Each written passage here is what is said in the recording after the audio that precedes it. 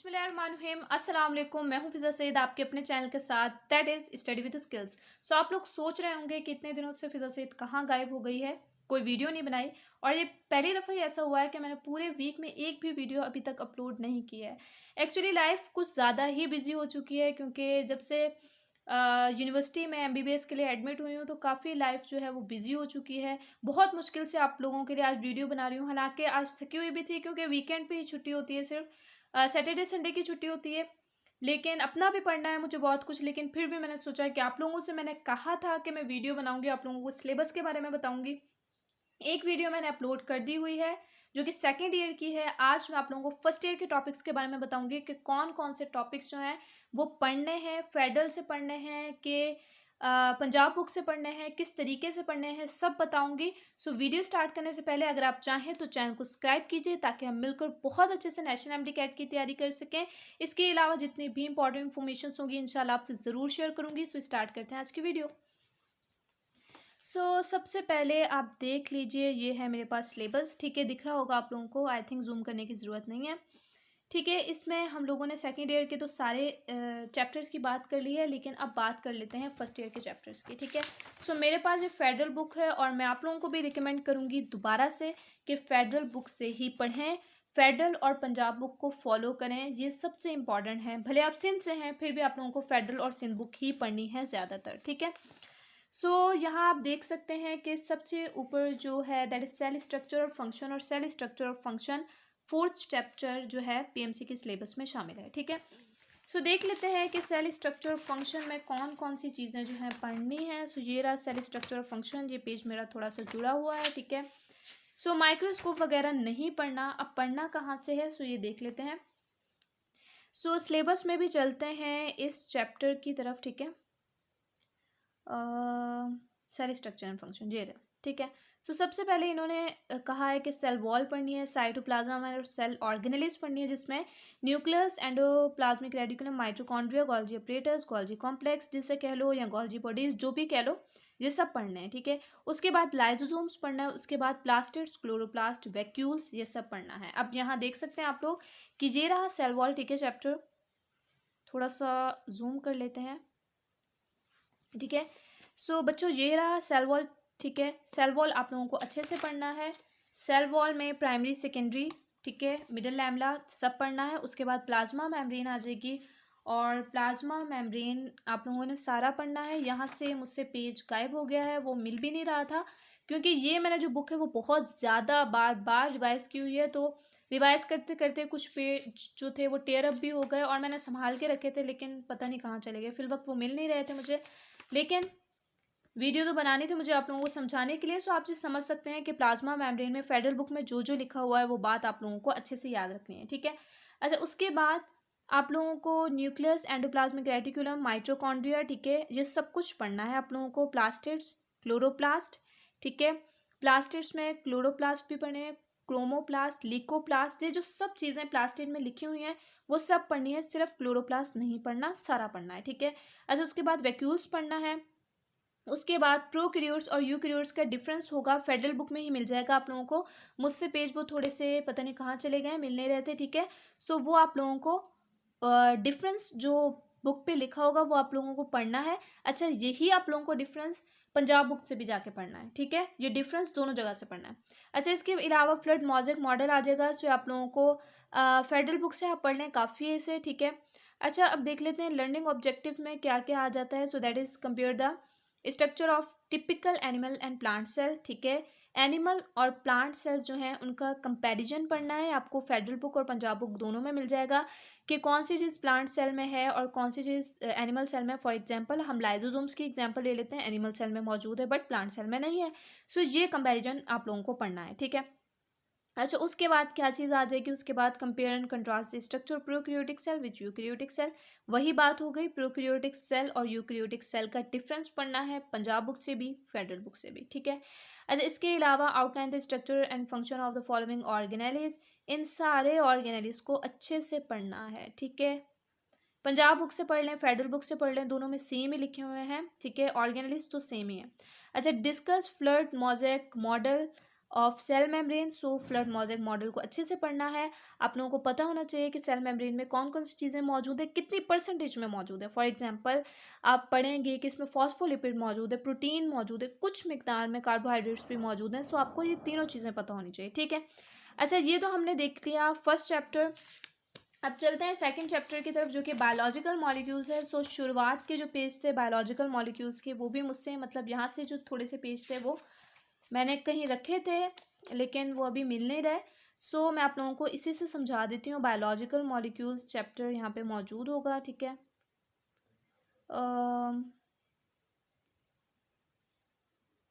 I think आगे जाके देख लेते हैं कि वो कहाँ पे मौजूद था। और ये रहा, ठीक है। अच्छा, इसमें आप लोगों को क्या क्या चीज़ें पढ़नी है।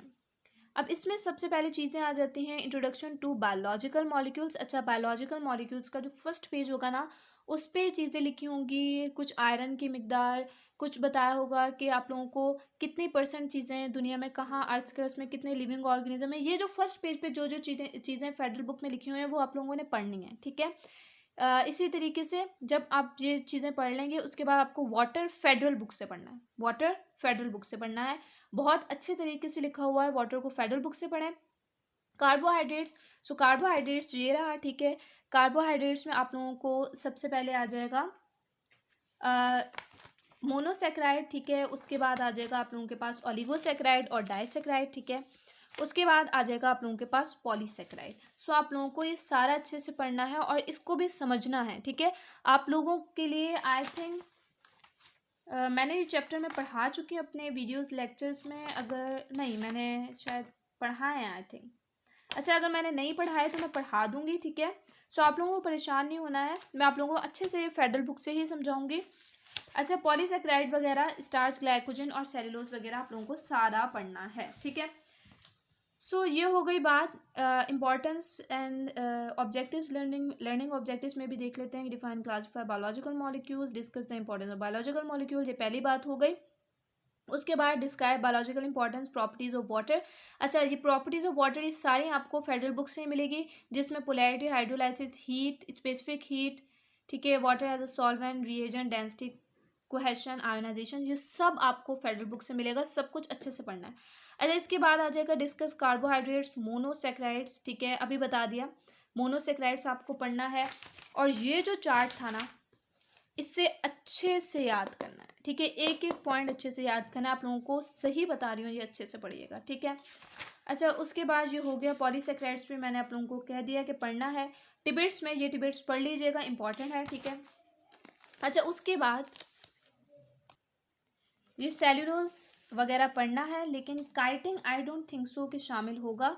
लास्ट ईयर भी काइटिन शामिल नहीं था, ठीक है। सो मोनोसेक्राइड्स में ग्लूकोज हो गया, ओलिगोसेक्राइड्स में केन शुगर, सुक्रोज, लैक्टोज हो गया और सेलुलोज, ग्लाइकोजन, ठीक है। काइटिन नहीं पढ़ना, सो काइटिन आप लोग ना पढ़िएगा। अच्छा, इसके अलावा थर्ड वन पॉइंट में प्रोटीन्स आ जाते हैं, amino acid and structure of protein, ठीक है। सो ये रहा स्ट्रक्चर ऑफ प्रोटीन, जिसमें आप लोगों के पास स्ट्रक्चर्स आ जाएंगे इसके, ठीक है। उसके बाद अमाइनो एसिड्स आ गया, ठीक है, जो कि इन्होंने यहाँ पे क्लियरली बोला है कि आप लोगों को अमाइनो एसिड्स पढ़ना है। यही था, ये रहा, ठीक है। अच्छा, उसके बाद आप लोगों को डायपेप्टाइड्स और पेप्टाइड्स भी पढ़ना होगा, क्योंकि ये भी अमाइनो एसिड से रिलेट करता है। उसके बाद स्ट्रक्चर, फॉर्मेशन इन प्रोटीन्स भी पढ़ना होगा, क्योंकि इसमें ही मेन स्ट्रक्चर्स इन्होंने अच्छे से लिखे हुए हैं। अच्छा, अब एक बार मेरी सुन लें, ये स्ट्रक्चर्स आप लोगों ने सिर्फ और सिर्फ फेडरल बुक से नहीं पढ़ने, आप लोगों को पंजाब बुक से भी पढ़ने होंगे, ठीक है। अच्छा, इसके अलावा significance of amino acid sequence भी पढ़ना है, ये वाला टॉपिक। और ये सारा सिकल सेल एनीमिया और जो भी है इसमें सब कुछ पढ़ना है। अच्छा,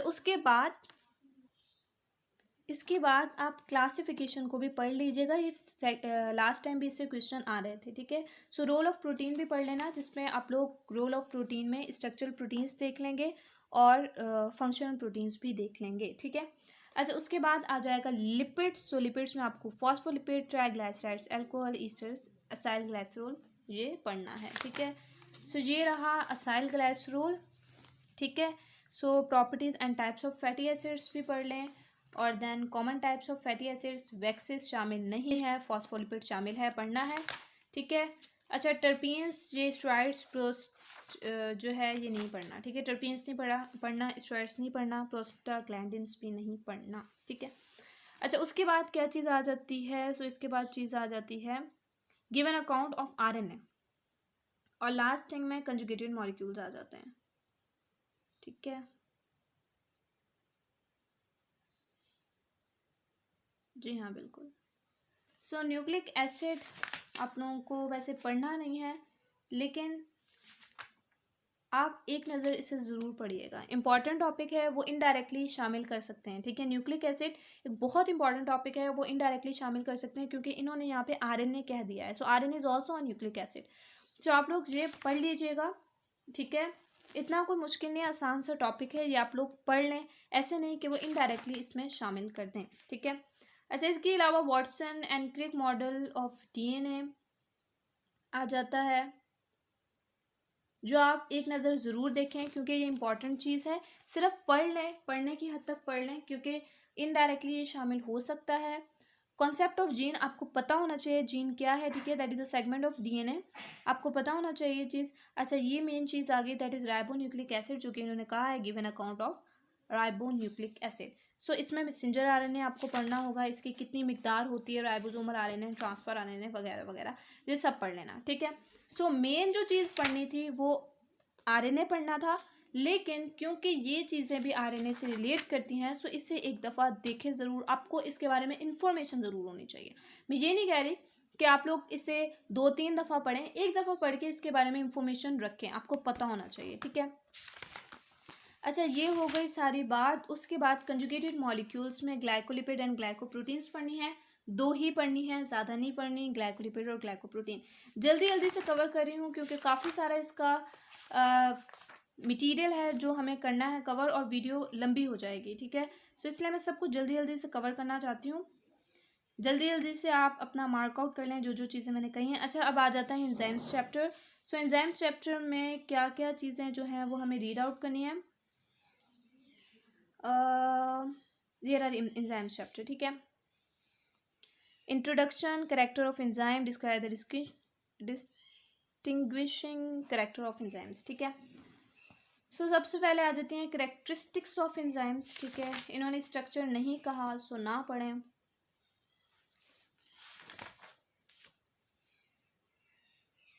shape of enzyme and component of enzyme, introduction and characteristics of enzyme हमें मेन इन्होंने टॉपिक दिया है पढ़ने के लिए, ठीक है। सो पढ़ लें आप लोग, मैं प्रीफर करूँगी आप लोग ये पढ़ लें, ठीक है। ये आप लोगों को पढ़ना है। अच्छा, इसके अलावा टाइप्स ऑफ कोफैक्टर भी पढ़ लें, ठीक है। इसके अलावा मैकेनिज्म ऑफ एंजाइम एक्शन, ये डायरेक्टली उन्होंने लिखा है और आप लोगों को पढ़ना है।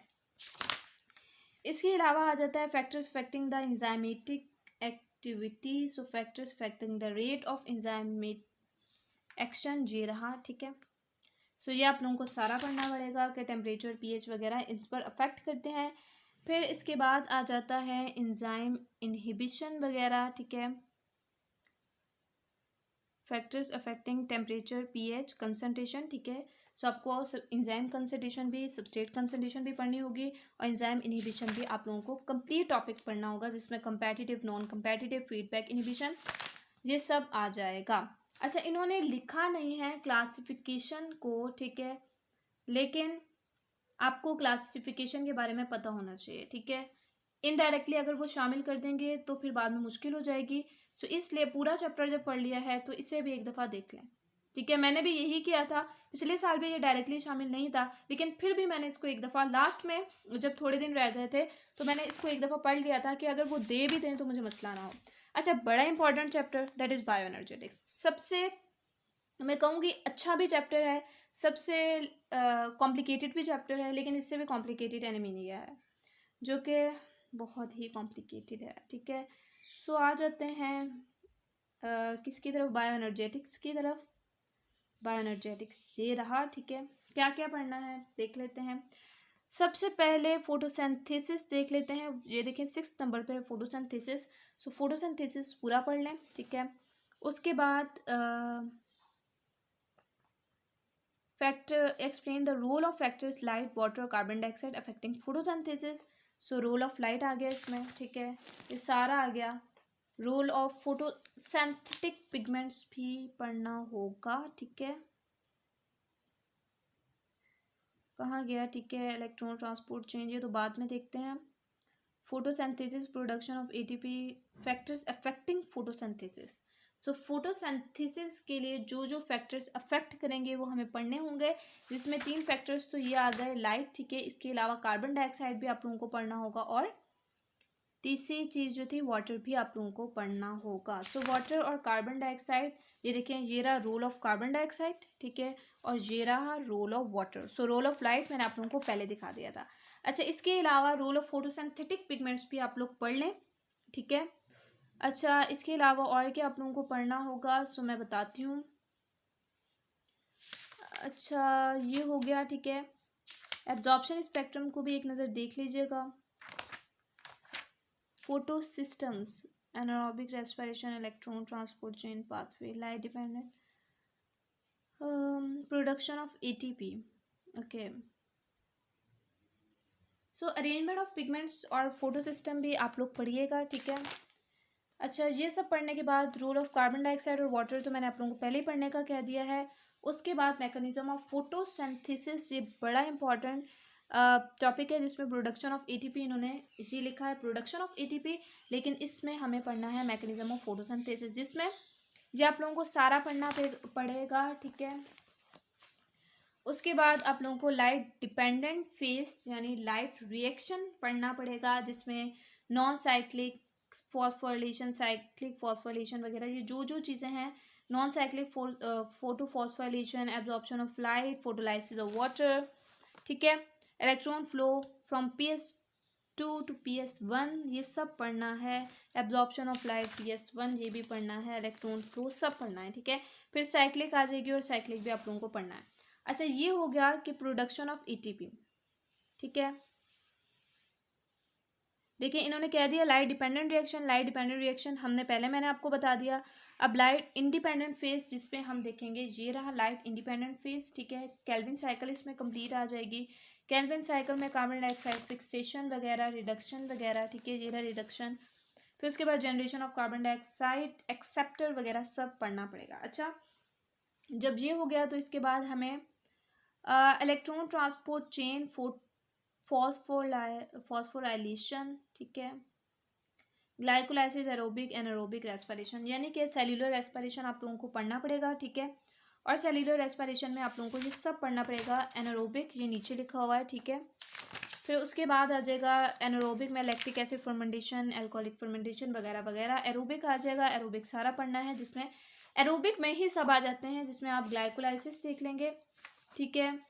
और ग्लाइकोलाइसिस के बाद ऑक्सीडेशन ऑफ पायरुवेट भी आप लोगों को पढ़ना पड़ेगा, ठीक है। और एरोबिक में ही जब इन्होंने कह दिया ना कि एरोबिक, सो एरोबिक में जो जो चीज़ें आएंगी वो आप लोगों को पढ़ना पड़ेगा एरोबिक में। फिर आप लोगों को ग्लाइकोलाइसिस भी पढ़ना पड़ेगा, ऑक्सीडेशन ऑफ पायरुवेट भी पढ़ना पड़ेगा, क्रेब्स साइकिल भी पढ़ना पड़ेगा। अच्छा, लोगों को लगता है कि क्रेब्स साइकिल बहुत ज़्यादा मुश्किल है, लेकिन इतना भी कोई मुश्किल नहीं है, इसे बस याद करने की ज़रूरत है। उसके अलावा इलेक्ट्रॉन ट्रांसपोर्ट चेन पढ़ना पड़ेगा, और ये यहाँ पे सारा आप लोगों ने अच्छे से पढ़ लेना है। कीमो ऑस्मोसिस और ऑक्सीडेटिव फॉस्फोरिलेशन भी पढ़ना पड़ेगा, सबस्ट्रेट लेवल फॉस्फोरिलेशन भी पढ़ना पड़ेगा, क्योंकि ये सब आ रहे हैं बेटा एरोबिक में ना, ठीक है। सो ये सारे एरोबिक में आ जाते हैं, तो आप लोगों को ये सारे पढ़ने होंगे, ठीक है, ये सारे इसमें ही आ जाएंगे एरोबिक में। सो आप लोगों को सारे पढ़ने पड़ेंगे, और इम्पोर्टेंस ऑफ G3P भी पढ़ना पड़ेगा, ठीक है।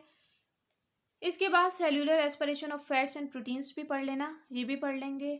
और फोटो रेस्पिरेशन पढ़ने की कतन कोई ज़रूरत नहीं है, हाथ भी नहीं लगाइएगा, पहले बहुत कुछ पढ़ लिया है।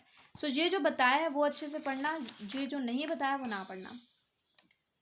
सो 19 मिनट्स की वीडियो हो चुकी है, लेकिन अभी भी हमारा काफ़ी सारा रहता है, और मैं चाहती हूँ कि आप लोगों को इसी वीडियो में सब कुछ क्लियर आउट करके चले जाऊँ, क्योंकि फिर मुझे हफ्ते तक टाइम नहीं मिलने वाला। सो आज सेल्यूलर लाइफ की तरफ चलते हैं, ठीक है। सो ये रहा आज cellular life, variety of life, जो कि सिंध बुक में वैरायटी ऑफ लाइफ के नाम से है।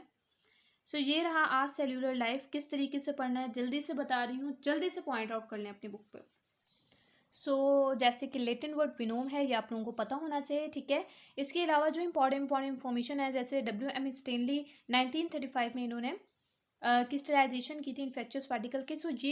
ये जो क्वेश्चन है ना, ये PMC के टेस्ट में भी आ रहा था। ये आप लोगों को पता होना चाहिए, इसलिए मैं आप लोगों को रिकमेंड करूँगी कि आप ये चीज़ पढ़ें, ठीक है। अच्छा, उसके बाद आ जाती है क्लासिफिकेशन ऑफ वायरस, ठीक है। क्लासिफिकेशन ऑफ वायरस में आप लोग करेक्टरिस्टिक्स ऑफ वायरस भी पढ़ें कि एक बॉर्डरलाइन, ठीक है, दोनों के दरमियान, लिविंग और नॉन लिविंग के दरमियान, ये आप लोगों को पता होना चाहिए। अच्छा, इसके बाद जनरल स्ट्रक्चर ऑफ वायरस भी पढ़ें, क्योंकि डिस्कवरी ऑफ वायरस इन्होंने कहा है तो आप लोगों को ये चीज़ पढ़नी है। ये देखिए डिस्कवरी ऑफ वायरस, ये रहा डिस्कवरी ऑफ वायरस, ये पढ़ना है। Classification of virus, structure of virus, viral disease, AIDS आप लोगों को पढ़ना है, ठीक है। देखिए classify viruses on the basis of their structure, just a minute, आप लोगों को दिख नहीं रहा होगा अब, ठीक है। अच्छा, classify the virus on the basis of their structure, number of strand, diseases, host, ETC। अब देखें करेक्टरिस्टिक ऑफ वायरस आप लोगों ने पढ़ लिया, इसके अलावा स्ट्रक्चर ऑफ वायरस आप लोगों को पढ़ना है, ठीक है। लिखा हुआ है सिलेबस में, डायरेक्टली लिखा हुआ है उन्होंने, तो अच्छे से पढ़ना है इस चीज़ को, ठीक है। अच्छा, इसके बाद ये चीज़ आ जाएगी और इसके साथ साथ आपको ये भी पढ़ना है, ठीक है। अपने लेक्चर्स में मैं आप लोगों को अच्छे से पढ़ाऊंगी, मैंने हर चीज़ लिखी हुई है, लेकिन आप लोगों को बुक से भी अच्छे से चीज़ पढ़नी है, ठीक है। अच्छा, इसके अलावा क्लासिफिकेशन ऑफ वायरस ये आ गया, ठीक है। और क्लासिफिकेशन ऑफ वायरस में classification of virus based upon host, जो कि इन्होंने क्लियरली लिखा हुआ है, ये रहा, ठीक है, होस्ट, ये होस्ट, ETC, ठीक है। होस्ट अपॉन होस्ट, होस्ट में bacteria virus, plant virus, animal virus वगैरह वगैरह सब पढ़ना है। बेस्ड अपॉन स्ट्रक्चर भी पढ़ना है, ठीक है, जिसमें on the basis of capsid and on the basis of genome आ जाएगा, ये आप लोगों को सारा पढ़ना है। पैरासाइट नेचर ऑफ वायरस नहीं पढ़ना, ठीक है। अच्छा, इसके अलावा आप लोग अगर बैक्टीरियोफेज का स्ट्रक्चर आप लोग एक दफ़ा देख लीजिएगा, इम्पॉर्टेंट है, ठीक है। और ये जो बैक्टीरियोफेज का स्ट्रक्चर है, मैं क्यों कह रही हूँ, डायरेक्टली इसमें तो शामिल नहीं है सिलेबस में, ठीक है, लेकिन लास्ट ईयर इससे क्वेश्चंस आ रहे थे और मैं नहीं चाहती कि आप लोग पढ़ें ना और बाद में इससे क्वेश्चंस आ जाएं, ठीक है। बैक्टीरियोफेज का स्ट्रक्चर भी पढ़ें, उसके लाइफ साइकिल भी पढ़ें, कब वो एब्जॉर्प्शन करता है, पेनिट्रेशन करता है, जीनोम इंजेक्शन करता है, ठीक है, ये आप पढ़ लें। अच्छा, इससे जाके पंजाब बुक से भी पढ़ लेना, क्वेश्चंस आ रहे थे लास्ट टाइम इससे, ठीक है। अच्छा, उसके बाद क्या चीज़ आ जाती है, immuno deficiency virus, human immuno deficiency virus आ जाएगा, जो कि नहीं पढ़ना, बल्कि आप लोगों को सिम्टम्स ऑफ एड्स पढ़ना है, ठीक है। आप लोगों को एड्स पढ़ना है, सिम्टम्स ऑफ एड्स पढ़ने हैं, सब पढ़ना है, अपॉर्चुनिस्टिक डिजीज़ है, ट्रीटमेंट ऑफ एड्स वगैरह वगैरह, ठीक है। इसकी किस तरीके से ट्रांसमिशन होती है ये भी पढ़ना है, ठीक है। अच्छा, ये तो मैंने आप लोगों को सब बता दिया। आप इन्होंने लिखा हुआ है कि identify symptoms, mode of transmission and cause of viral diseases, ठीक है, फॉर एग्जांपल एड्स। इन्होंने एग्जांपल के तौर पर एड्स लिखा है, और last time I think hepatitis भी शामिल था, पता नहीं इस साल इन्होंने रिमूव आउट कर दिया हेपेटाइटिस, बट फिर भी आप लोग हेपेटाइटिस को भी एक दफ़ा देख लीजिएगा, ठीक है। बहुत अच्छे से पढ़ने की अगर ना भी ज़रूरत हो, लेकिन हेपेटाइटिस भी एक वायरल डिजीज़ है, तो आप लोगों को पढ़ना पड़ेगा, वायरल डिजीज़ हेपेटाइटिस, ठीक है। क्योंकि मुझे याद नहीं है कि लास्ट टाइम सिलेबस में शामिल था कि हमने खुद से पढ़ा था, या फिर हेपेटाइटिस से आई थिंक क्वेश्चंस आ रहे थे, बट आप लोग पढ़ लेना, हेपेटाइटिस एटलीस्ट ज़रूर पढ़ना है आप लोगों को, ठीक है। अच्छा, हर्पीस सिम्प्लेक्स ओवरव्यू ले लें हर्पीस सिम्प्लेक्स का, ठीक है। पॉलियोमिलेटिस से कोई क्वेश्चन नहीं आया, ना पढ़ें, कोई फ़ायदा नहीं है पढ़ने का। प्रियून्स एंड वॉराइड्स आप लोगों को एटलीस्ट ये पता होना चाहिए किस पर इन्फेक्ट जाके करते हैं, प्लांट्स पर, एनिमल्स पर, कौन से डिजीज़ करते हैं, ये थोड़ा बहुत पढ़ के जाएं, ठीक है। ज़रूरी नहीं है कि इन्होंने लिखा है वायरल डिजीज़ एड्स तो एड्स ही पढ़ना है, इनडायरेक्टली वो आप लोगों से इन चीज़ों के बारे में भी पूछ सकते हैं, ठीक है। आप लोग हेपेटाइटिस को तो बहुत अच्छे तरीके से पढ़ें, इसके अलावा हर्पीस सिम्प्लेक्स हो गया और ये जो बाकी चीज़ें हो गई, ठीक है, प्रियोन वायरस वगैरह, इनका ओवरव्यू हो, ठीक है, इन दोनों को भी थोड़ा अच्छे से पढ़ना। अच्छा, ये चैप्टर हो गया कंप्लीट। प्रोकैरियोट्स की तरफ आ जाते हैं जल्दी से। वीडियो काफ़ी लंबी हो चुकी है, लेकिन आप लोगों के लिए मुझे आज ही ये वीडियो ख़त्म करनी है ताकि आप लोग अच्छे से समझ सकें। क्योंकि किसी भी वीडियो में ये नहीं बताया गया कि इसे पढ़ना किस तरीके से है, तो मैं चाहती हूँ मैं आप लोगों को बता दूँ। सो प्रोकैरियोट्स चैप्टर आ गया और इससे देख लेते हैं कि चैप्टर कहाँ है। सो ये रहा प्रोकैरियोट्स, ठीक है। सो प्रोकैरियोट्स में क्या चीज़ पढ़नी है, अब दिख रहा होगा। सेलुलर स्ट्रक्चर ऑफ बैक्टीरिया पढ़ना है, ठीक है। And shapes and size of bacteria, so ये आ गया shape, size and structure of bacteria, जिसमें डाइवर्सिटी इन साइज पढ़ेंगे हम, ठीक है। इसे जाके पंजाब बुक से भी ज़रूर पढ़ना। डाइवर्सिटी इन शेप को भी पंजाब बुक से जाके पढ़ना और इससे भी पढ़ना है, ठीक है। और स्पिरुलिना वगैरह ये सब आ गया, ठीक है। इसके अलावा सेलुलर स्ट्रक्चर ऑफ बैक्टीरिया, यानी आपको structure and composition of bacterial cell envelope वगैरह सब पढ़ना होगा, जिसमें ग्लाइकोकैलिक्स वगैरह ये सब आ जाएगा। बैक्टीरियल सेल वॉल, ये सब आप लोगों को अच्छे से पढ़ना है। Bacterial cell membrane, bacterial cytoplasm, ये जो चार्ट है अब दिख रहा होगा आप लोगों को, ठीक है। ये जो चार्ट है ना, इसे अच्छे से पढ़ना। और ऐसा ही चार्ट पंजाब बुक में है, उसे भी जाके अच्छे से पढ़ना, या मेरी तरह पंजाब बुक से जो इंपॉर्टेंट पॉइंट है वो यहाँ पे लिख लेना, ठीक है। और अच्छा, ये जो चीज़ है ना, इसे भी अच्छे से पढ़ना। ये जो चीज़ मैं आप लोगों को बता रही हूँ, जो एक्स्ट्रा रीडिंग करनी है वो करनी है, समझ आ गई है। अच्छा, ये पढ़ लिया हम लोगों ने। इसके अलावा बैक्टीरियल जीनोम ज़रूर पढ़ना है, ये सारा। अच्छा, बैक्टीरियल अपेंडेजेस भी पढ़ने हैं, ठीक है। And structure of bacterial flagellum भी पढ़ना है, ठीक है। अच्छा, ये हो गया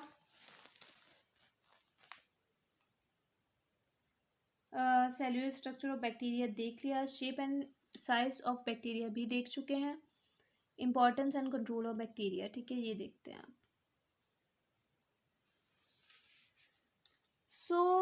अच्छा, आप लोग ये जो है बैक्टीरियल स्पोर्स एंड सिस्ट जो चीज़ है, ठीक है, इसे भी पढ़ें। मैं आप लोगों को रिकमेंड करूँगी, उन्होंने डायरेक्टली नहीं लिखा हुआ, बट मैं आप लोगों को रिकमेंड करूँगी कि आप लोग इसे भी पढ़ें।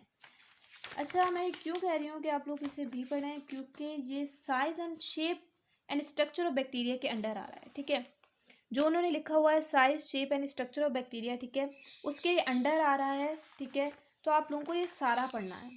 64.1, 2, 3 सब पढ़ना है, ठीक है।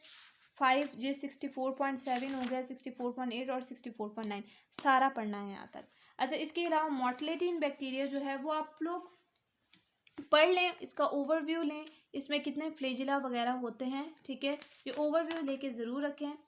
और ग्रोथ और रिप्रोडक्शन ऑफ बैक्टीरिया जो है आप देख लें कि ये लैग फेज है, लॉग फेज और एक्सपोनेंशियल फेज कौन सा होता है, सिर्फ ये पता होना चाहिए। गहराई से जाके ना पढ़ें, ये नहीं कह रही, बस ये आप लोगों को पता होना चाहिए कि लैग फेज में क्या होता है, भाई इंक्रीजिंग सेल होता है, मल्टीप्लिकेशन होती है। लॉग फेज में क्या होता है, एक्सपोनेंशियल फेज में क्या होता है, स्टेशनरी और डेथ फेज में क्या होता है, ठीक है। अच्छा, अब मेन चीज़ की तरफ आ रहे हैं। सो आप लोगों को रिप्रोडक्शन इन बैक्टीरिया भी आप लोगों को पढ़ना है, ठीक है। इन्होंने डायरेक्टली शामिल नहीं किया है, लेकिन ये लोग क्वेश्चन दे सकते हैं आप पीएमसी वाले। सो आप लोगों को इसका भी ओवरव्यू लेना है, बहुत अच्छे से ना पढ़ें भले, लेकिन ओवरव्यू लें। लास्ट स्टेज में लेने भले इसका ओवरव्यू, लेकिन ओवरव्यू लें। अच्छा, जो अच्छे से चीज़ पढ़नी है वो क्या है, that is importance of bacteria, ठीक है। इकोलॉजिकल इंपॉर्टेंस ऑफ बैक्टीरिया इन्होंने इसमें लिख दिया है ना, कहाँ लिखा था, importance of bacteria and control of bacteria, ठीक। अच्छा, अब इंपॉर्टेंस ऑफ बैक्टीरिया में सब आ जाएगा। Ecological importance, role of bacteria in decomposition and role of bacteria in to increase soil fertility वगैरह, role of bacteria removal degradation. और economical importance of bacteria में ये भी आ जाएगा, ये भी आ जाएगा। बैक्टीरियल डिजीज़ भी आप लोगों को पढ़ने हैं, जिसमें कॉलरा, ठीक है, टाइफॉइड, परमी ट्यूबिकुलोसिस, निमोनिया, ये वगैरह वो ये सब आ जाएगा।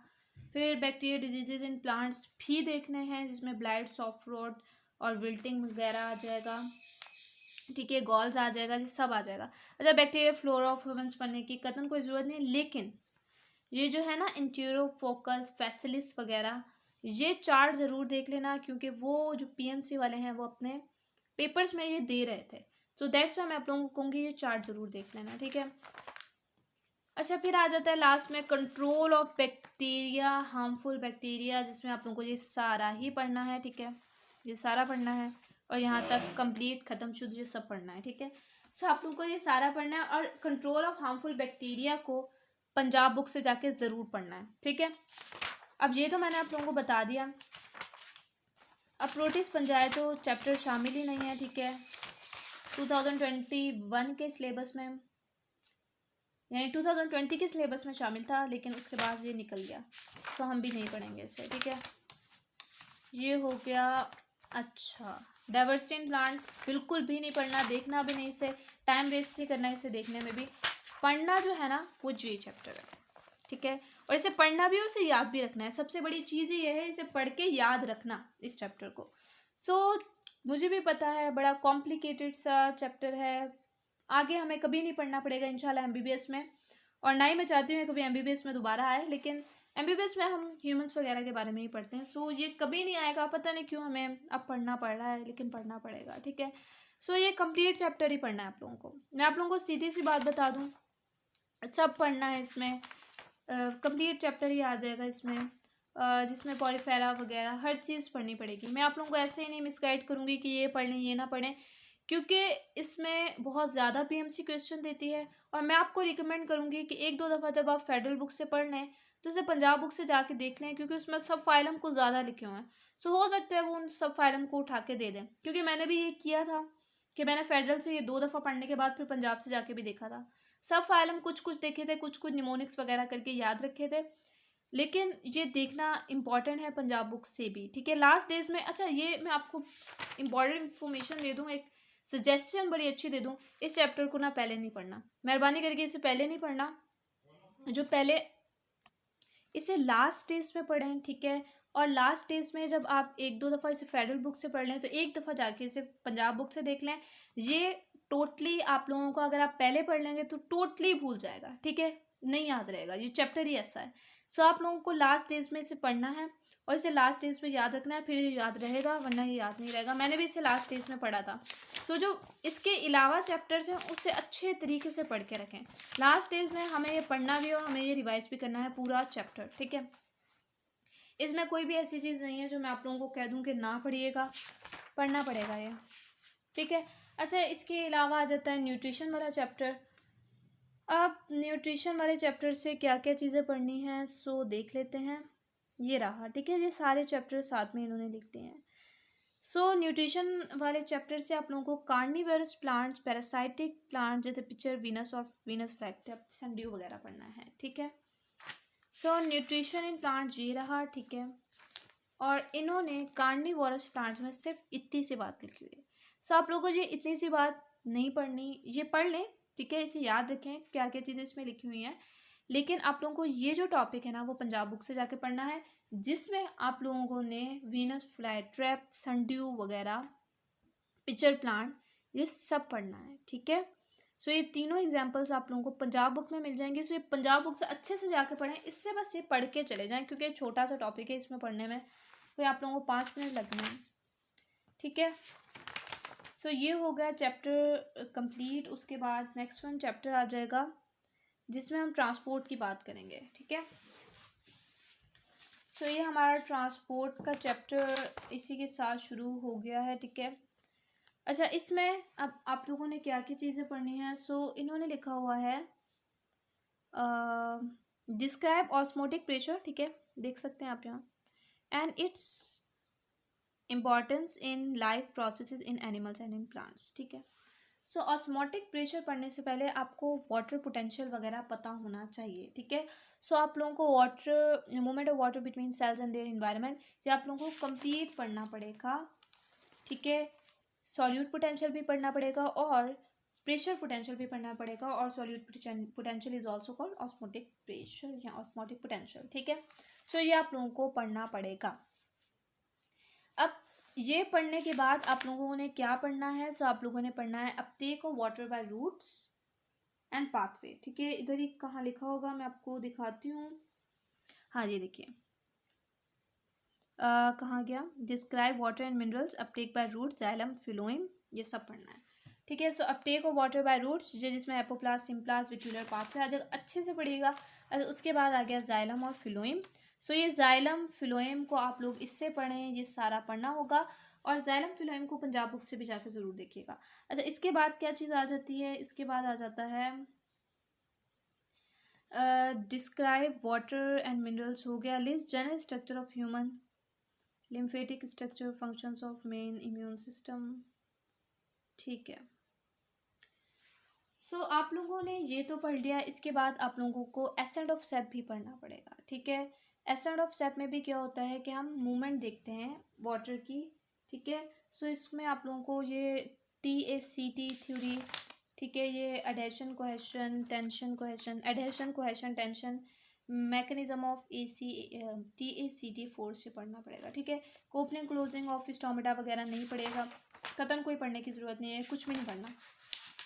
जो कहा है बस वही पढ़िएगा, जो नहीं कहा वो ना पढ़िएगा। ठीक है, ये कुछ भी नहीं पढ़ना, कैम्बियम वगैरह, ग्रोथ, बस जो कहा कह दिया बस वो पढ़ लीजिएगा। अच्छा, अब न्यूट्रिशन में इसके अलावा कुछ नहीं पढ़ना था, जो बता दिया वही पढ़ना था। अब आ गया हमारा डाइजेशन चैप्टर। ठीक है, सो इसमें हम लोगों ने क्या चीज़ पढ़नी है, देखें अब देख लेते हैं डाइजेशन में से कौन कौन सी चीज़ें पढ़नी है हमें। अच्छा, ये देखिए, जस्ट अ मिनट, अब देखिए यहाँ लिखा हुआ है, कहाँ गया, यहाँ। ठीक है, सो यहाँ अभी मैंने देखा था, लिखा हुआ था, ये रहा, list the parts of human digestive system. ठीक है, सो ह्यूमन डाइजेस्टिव सिस्टम ये रहा। अब इसमें सब टॉपिक्स जो हैं उसमें GIT, ऑरल कैविटी का फंक्शन, ये सब। ठीक है, फ्रेनिक्स, स्वेवलिंग, पेरिस्टालसिस, ईसोफेगस, स्टमक वगैरह वगैरह वगैरह, ये सब पढ़ना है। ठीक है, जो भी डाइजेस्टिव सिस्टम में आ रहा है, फंक्शन ऑफ स्टमक, ठीक है, ये रहा। अच्छा, उसके बाद आ जाएगा ये role of nervous system and gastrin hormone, small intestine, duodenum, enzyme precursor, jejunum, ileum, absorption of digestive food. ठीक है, आप लोगों को मैं स्पीडली दिखा रही हूँ क्योंकि वीडियो लंबी हो रही है। Absorption of carbohydrates. अच्छा, अब मेरी ये बात सुन लें, ये टिबिट्स इसके नहीं छोड़ना है, ये टिबिट्स पढ़ना है। ठीक है, अच्छा, इसके अलावा एब्जॉर्प्शन ऑफ कार्बोहाइड्रेट्स, ये टिबिट्स भी ज़रूर पढ़ना है, इससे तो क्वेश्चंस भी आ रहे थे। अच्छा, इसके अलावा ये भी देख लेना। ठीक है, एब्जॉर्प्शन ऑफ लिपिड ये आ गया, एब्जॉर्प्शन ऑफ प्रोटीन। ठीक है, ये सब पढ़ना है। लार्ज इंटेस्टाइन आ जाएगा, function of large intestine, desiccation, defecation reflex in adults. ठीक है, ये बस डिफिकेशन जो है वो इतना ज़रूरी चीज़ नहीं है, ना भी पढ़ें तो कुछ नहीं है, लेकिन देख लें। ठीक है, इतनी कोई ख़ास बात नहीं है, ना ही पढ़ें भले। अच्छा, रोल ऑफ एक्सेसरी ग्लैंड्स, ये ज़रूर पढ़ने हैं। यहाँ भी मैंने देखे थे, सिलेबस में भी लिखे हुए थे, ये देखें दिखा, digestive system including associated structures and glands.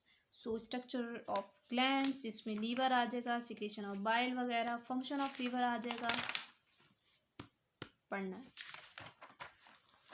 ये सारा आ जाएगा, गॉल ब्लैडर, पेनक्रियास का एक्सोक्राइन ग्लैंड की तरह जब ये फंक्शन करता है। ठीक है, सो सिक्रेशन ऑफ पैनक्रियाटिक जूस वगैरह वगैरह सब आ जाएगा, ये पढ़ना है।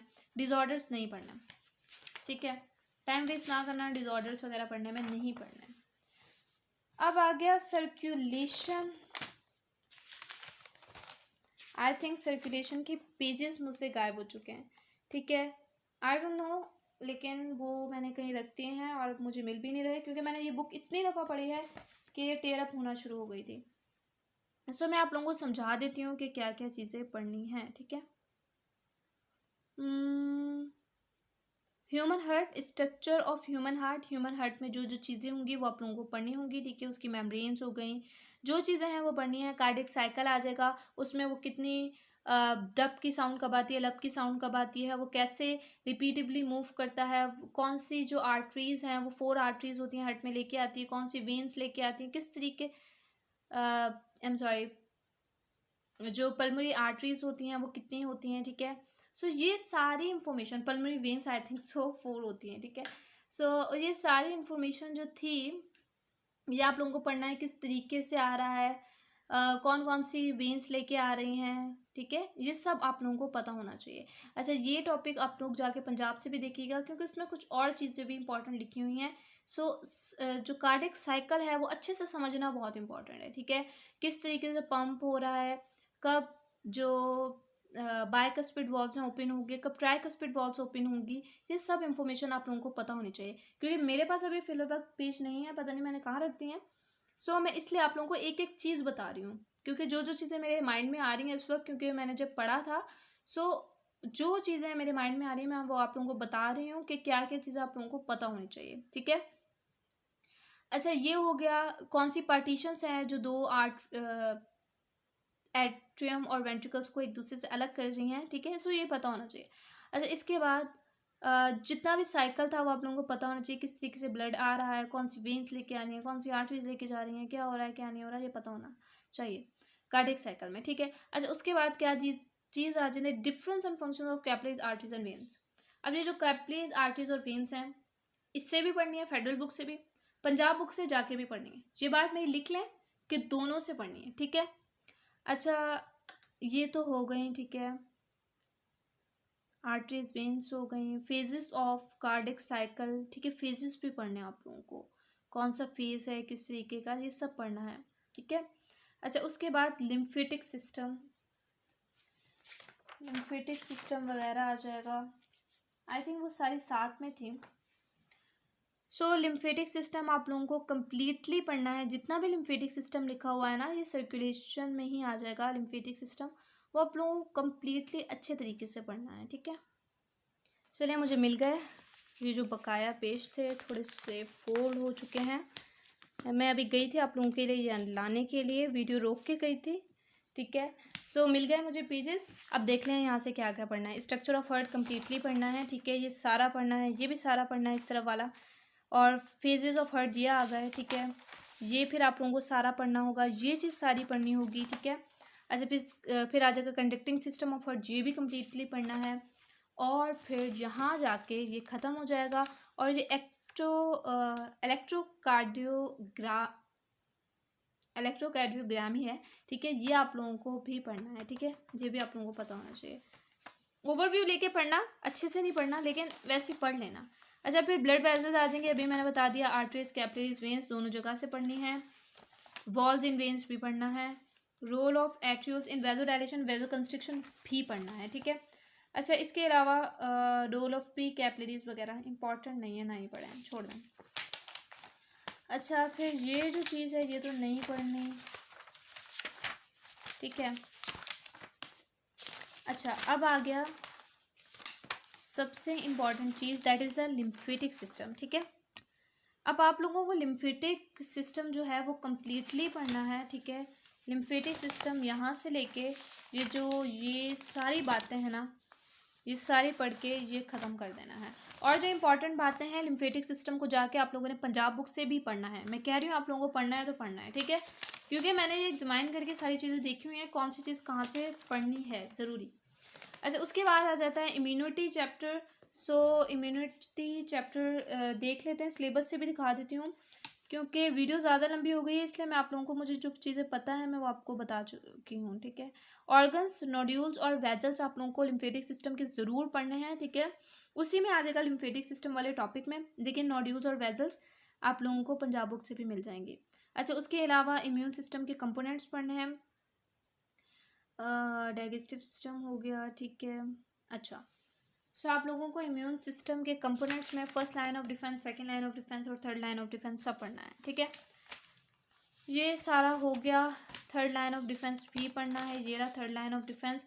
अच्छा, इसके अलावा स्ट्रक्चर ऑफ एंटीबॉडी भी पढ़नी है, ठीक है, और फिर इनबॉर्न एंड एक्वायर्ड इम्यूनिटी, ठीक है, ये सारे आ जाएंगे इसमें। टाइप्स ऑफ एक्वायर्ड इम्यूनिटी आ जाएगा, नेचुरल आर्टिफिशियल पैसिव इम्यूनिटी वगैरह वगैरह, ये सारा पढ़ना है, ठीक है। सो ये अच्छा, ये पढ़ लीजिएगा, एडवर्ड जेनर वगैरह। अच्छा, ये जितने भी साइंटिस्ट हैं इनकी थोड़ी थोड़ी डेट्स याद रखें और इनके नेम्स ज़रूर याद रखें, जैसे एडवर्ड जेनर ने क्या किया था, कौन से साइंटिस्ट ने क्या किया था। अच्छा, ये आप लोगों को पंजाब बुक से भी बहुत अच्छे से मिल जाएंगी, सो ये चीज़ें याद रखनी है। सो आ जाते हैं लास्ट चैप्टर की तरफ, ठीक है, जो कि हमारा चैप्टर था रेस्पिरेटरी सिस्टम। सो ये यहाँ तक आप लोगों ने पढ़ना है, ठीक है, आर्टिफिशियल पैसिव इम्यूनिटी तक, और उसके बाद हम लास्ट चैप्टर भी देख लेते हैं अपना, दैट इज़ रेस्पिरेशन, ठीक है। सो लास्ट चैप्टर जो रेस्पिरेशन है, इसमें कौन कौन से टॉपिक्स इंक्लूडेड हैं और कौन कौन से जो टॉपिक्स हैं वो इंक्लूडेड नहीं है, ये देख लेते हैं। ठीक है। सो वेयर इट इज,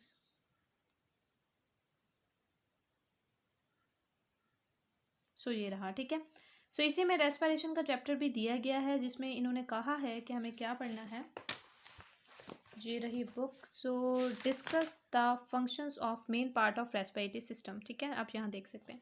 तो यहाँ हम देख लेते हैं main parts of respiratory system में आप लोगों ने क्लिक आउट करना है रेस्पिरेटरी सिस्टम ऑफ मैन को, ठीक है। इसमें अपर रेस्पिरेटरी ट्रैक्ट आ जाएगा, नोज वगैरह फेरेनेक्स, एंड लोअर रेस्पिरेटरी ट्रैक्ट में लेरेनेक्स, ट्रैकिया, ब्रोंकाई, ब्रोंक्यूल्स, ठीक है। इसके अलावा एल्वियोली डक्ट एंड एल्वियोलाई, ये सब आ जाएगा इसमें, ठीक है। अच्छा, इसके अलावा इन्होंने यहाँ पे एक और टॉपिक दिया गया है कि आप लोगों को सर्फेक्टेंट के बारे में पता होना चाहिए। सो ये रहा, ठीक है। 10th पर discuss the role of surfactant in gas exchange. So surfactant is here. So आपको ये टिबिट्स में सर्फेक्टेंट मिल जाएगा, ये आप लोगों ने ज़रूर पढ़ना है। अच्छा, उसके बाद क्या चाहिए आ जाएगा। सो उसके बाद आप लोगों को ब्रीथिंग मैकेनिज्म पता होना चाहिए, ठीक है। Process of gas exchange in human lungs, ठीक है। सो ये जो process of gas exchange in human lungs है, that is this topic, okay. So the mechanism of breathing, ventilation, इसमें जितनी भी इंपॉर्टेंट इंस्पायरेशन एक्सपायरेशन वगैरह है ये आप लोगों को अच्छे से पढ़ना है। अच्छा, इसके अलावा जो रेस्पिरेटरी वॉल्यूम है ये आप लोगों को फेडरल बुक से भी पढ़ना है। इसके अलावा आप लोगों को पंजाब बुक से भी ये सेम टॉपिक जाके पढ़ना है। इसके अलावा कंट्रोल ऑफ ब्रीथिंग, वेंटिलेशन, ये भी पढ़ना है क्योंकि हमें पढ़ना है प्रोसेस, ठीक है। सो प्रोसेस में ये सब चीज़ें आ जाएंगी, प्रोसेस ऑफ गैस एक्सचेंज में, ठीक है। अच्छा, इसके अलावा transport of gases, I think ये शामिल है। Discuss the functions of main part of respiratory system, ठीक है। Discuss the role of surfactant, discuss the process of gas exchange in human lungs, ठीक है। सो आप लोगों को जो ट्रांसपोर्ट ऑफ गैसेस है, आई थिंक आप लोगों को ये भी पढ़ना पड़ेगा, ठीक है। Transport of gases and respiratory pigments, ये भी आप लोग पढ़ लें। रेस्पिरेटरी डिसऑर्डर्स आप लोगों ने नहीं पढ़ने हैं, ठीक है। आप लोगों ने जो चीज़ पढ़नी है वो आप लोग ट्रांसपोर्ट ऑफ गैसेस भी पढ़ेंगे, ठीक है। सो ये चीज़ें आप लोगों को पता होना चाहिए। Transport of gas exchange, carbon dioxide कैसे करता है, ऑक्सीजन कैसे करता है, क्योंकि ये रेस्पिरेशन के टॉपिक में सारे आ जाएंगे। रेस्पिरेटरी पिगमेंट्स भी पढ़ लेना, ठीक है। ये चीज़ें पढ़नी है, ये जो चीज़ है ये नहीं पढ़नी, और ना ही आप लोगों को डिसऑर्डर्स पढ़ने की ज़रूरत है। बस जो चीज़ें बताती हैं वो अच्छे से आप लोगों ने पढ़नी है। सो ये हमारा जो फर्स्ट ईयर के जितने भी टॉपिक्स हैं अकॉर्डिंग टू पीएमसी सिलेबस वो कवर हो चुके हैं। इसके अलावा भी अगर आप लोगों का कोई क्वेश्चन है, कोई क्यूरी है, जो आप लोगों को चीज़ समझ ना आ रही हो, या ये चीज़ पढ़नी है या नहीं पढ़नी है, सो आप मुझसे कमेंट करके पूछ सकते हैं। इसके अलावा जितनी भी इंफॉर्मेशन थी इंपॉर्टेंट मैं आप लोगों को दे चुकी हूँ, जो जो चीज़ें पढ़नी थी जिस तरीके से मैं बता चुकी हूँ।